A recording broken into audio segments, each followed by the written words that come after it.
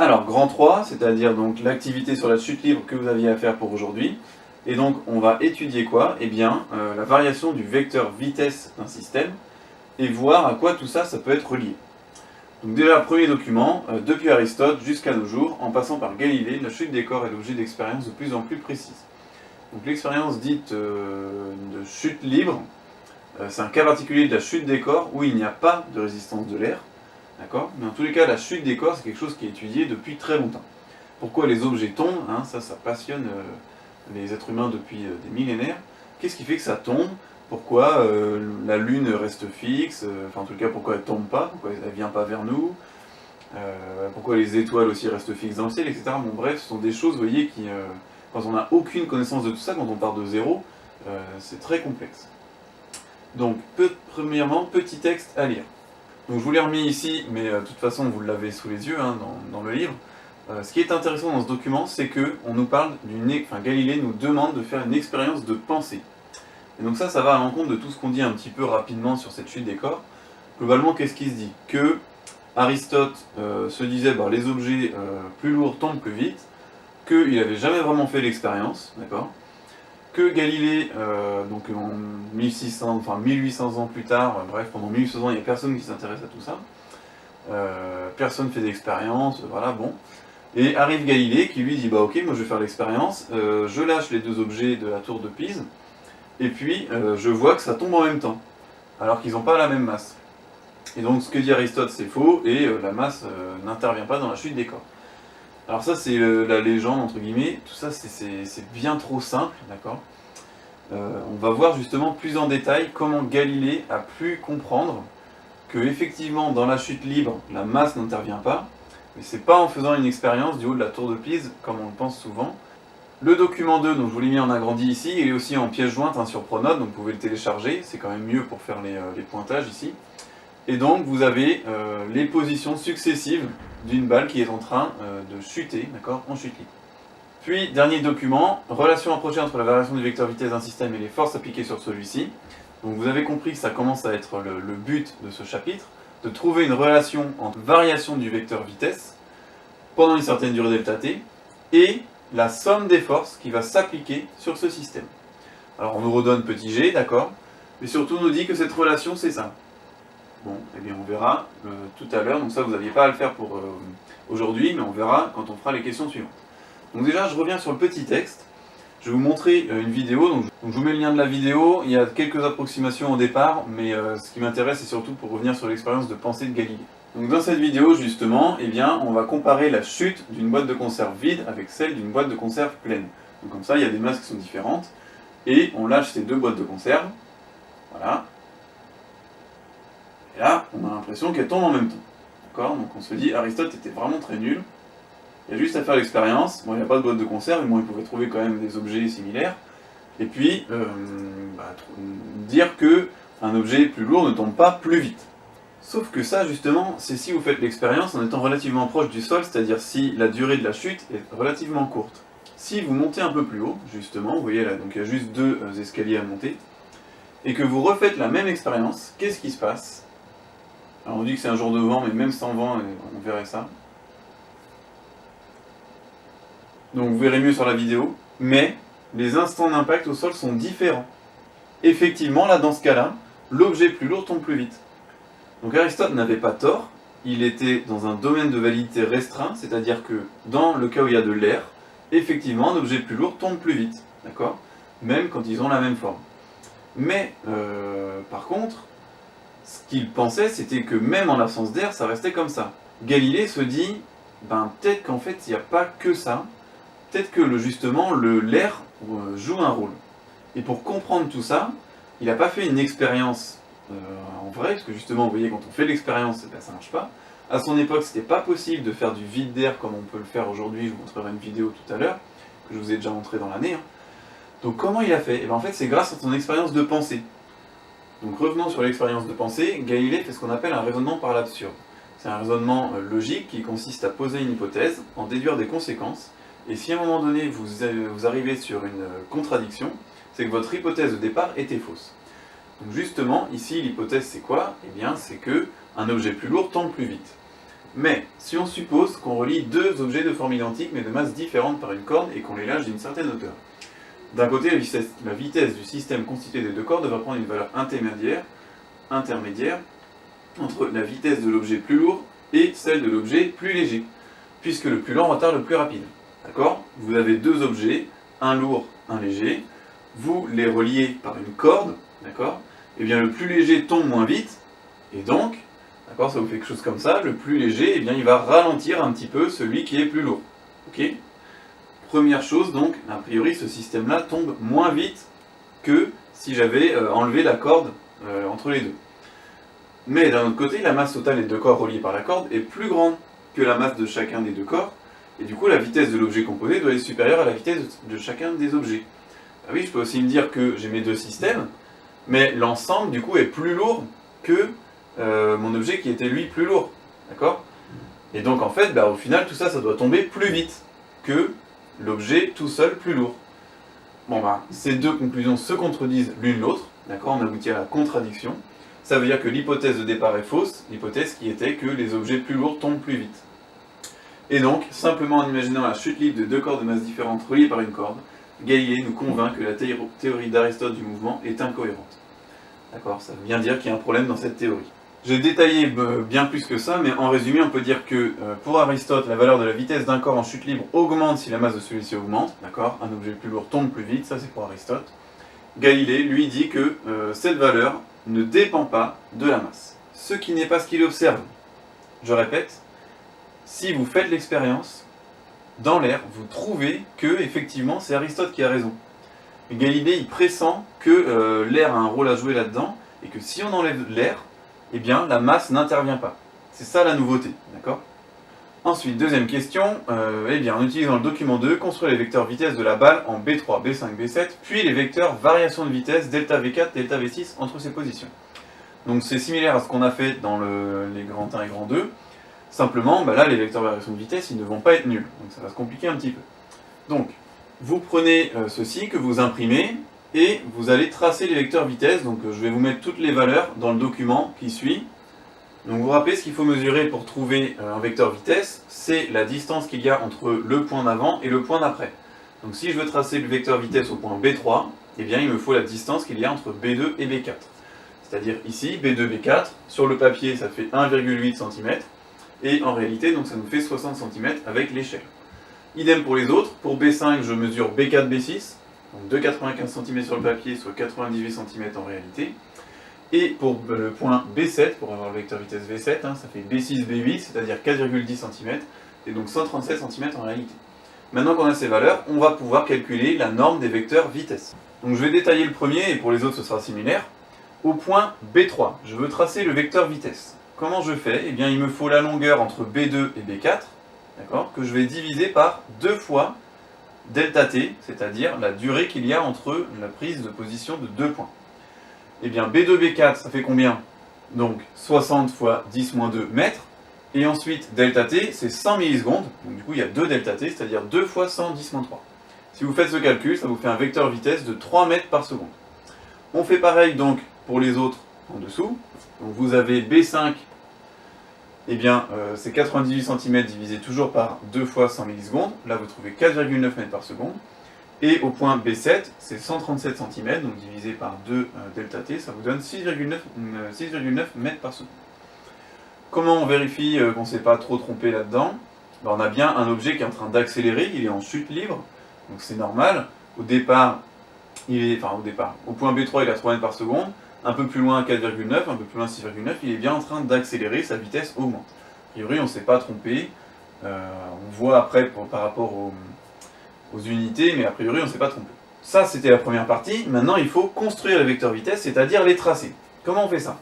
Eh bien déjà au niveau de la direction et le sens de ce vecteur vitesse, la direction elle va être forcément verticale, puisque l'objet est en train de tomber vers le bas, et le sens aussi vers le bas, d'accord, donc la flèche va être vers le bas.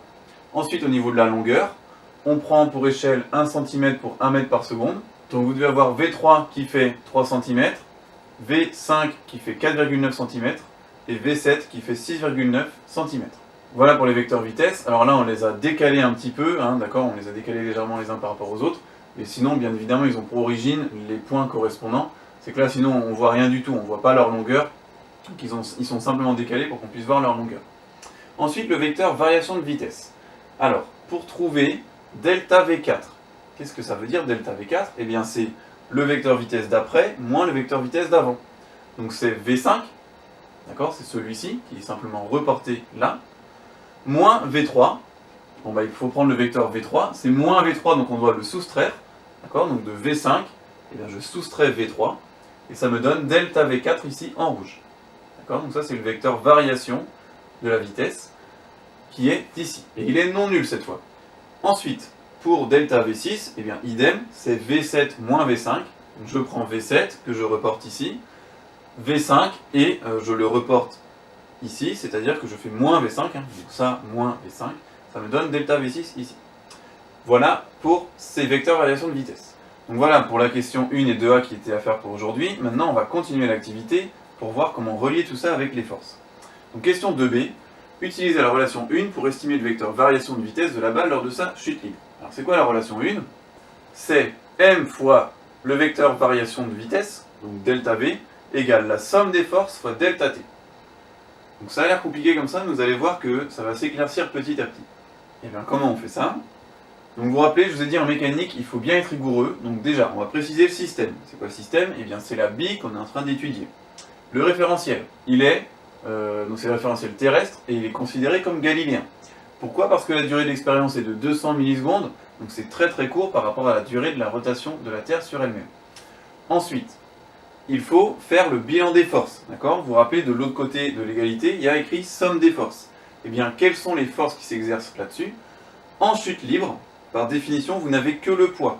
Il n'y a rien d'autre. Il n'y a pas d'air, il n'y a rien d'autre. Chute libre, c'est que le poids. Donc du coup, la somme des forces, ça se résume au vecteur P. Fois la durée de l'expérience, eh bien c'est 2 taux. C'est-à-dire 2 fois delta T, enfin 2 fois 100 millisecondes, hein, donc 200 millisecondes. Ensuite, il faut extraire delta V, et bien pour ça, simplement, comme la masse est non nulle, on peut diviser de part et d'autre de l'égalité par M, et donc on a delta V qui vaut quoi? 2 taux divisé par M fois le vecteur P. Question 3a, et bien là on a trouvé un résultat qui pour l'instant ne nous donne pas grand chose, mais justement on va essayer de vérifier si le résultat qu'on a trouvé correspond bien avec ce qu'on vient de faire en 2a. Donc vérifier que les résultats obtenus à la question 2a sont en accord avec l'estimation effectuée à la question 2b. Donc les vecteurs variation de vitesse construits graphiquement en 2a à partir de 2 sont verticaux, vers le bas, et leur longueur est comprise entre 1,7 et 2,3 cm sur le papier. D'accord? Ce qui correspond environ à une valeur égale à 2 mètres par seconde. Attention, je ne suis pas en train de parler du vecteur vitesse là. On parle bien du vecteur variation de vitesse. Donc delta V4 et delta V6. Mais comment j'aurais pu voir ça autrement? Si on revient à nos vecteurs vitesse, pour B3 on avait 3 mètres par seconde, ensuite 4,9, ensuite 6,9. Et bien quelle est justement en norme la variation de la vitesse? Là je gagne 1,9 mètres par seconde, et là je gagne 2 mètres par seconde. Donc vous voyez que d'un point à l'autre, je gagne à chaque fois environ 2 mètres par seconde. C'est ce qu'on retrouve, d'accord, puisque graphiquement on vient de le faire. Maintenant, eh bien, il faut vérifier si ce qu'on a construit, ça correspond bien avec la relation qu'on nous a donnée. Donc en 2b, on nous dit quoi? On a dit que delta V, c'était égal à 2 taux sur M fois vecteur P. Nous, ce qui nous intéresse simplement, c'est la norme. Donc là, je prends la norme du vecteur delta V. Eh bien, du coup, ça me fait 2 taux sur M fois la norme de P. On enlève donc la flèche ici, hein. C'est plus un vecteur, je considère la norme du vecteur P. Or le poids, vous vous rappelez que P c'est égal à M fois G, donc je peux remplacer. La masse se simplifie et ça me donne 2 taux fois G.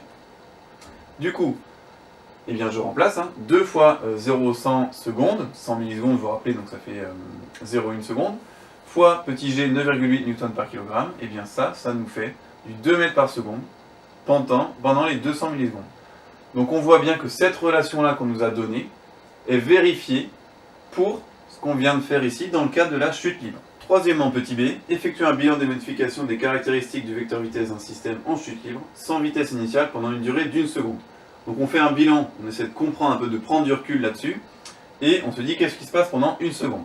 Alors, au bilan, le vecteur vitesse d'un système en chute libre sans vitesse initiale ne subit au cours de sa chute qu'une variation de valeur égale à 10 mètres par seconde pour chaque seconde de chute. Sa direction reste verticale et son sens vers le bas. Eh bien oui, on a dit que pour 200 millisecondes, on est allé avoir une variation de vitesse de 2 mètres par seconde.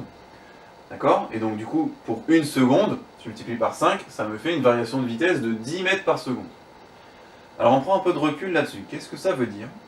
C'est-à-dire que si vous lâchez un objet, il va avoir une variation de vitesse égale à 10 mètres par seconde chaque seconde.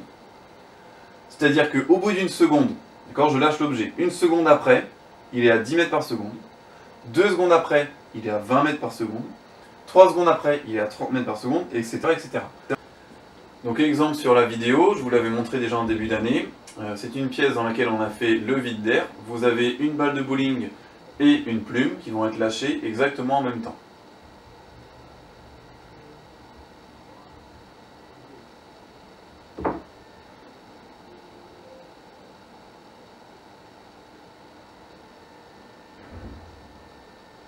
Voilà, vous voyez bien que l'accélération est exactement la même et elle est égale pour les deux objets à petit g, l'accélération de la pesanteur terrestre.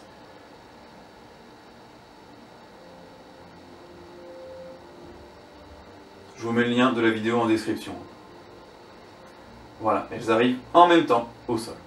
Ça, je rappelle, c'est en absence d'air, puisqu'on a dit qu'il n'y avait que le poids qui intervenait.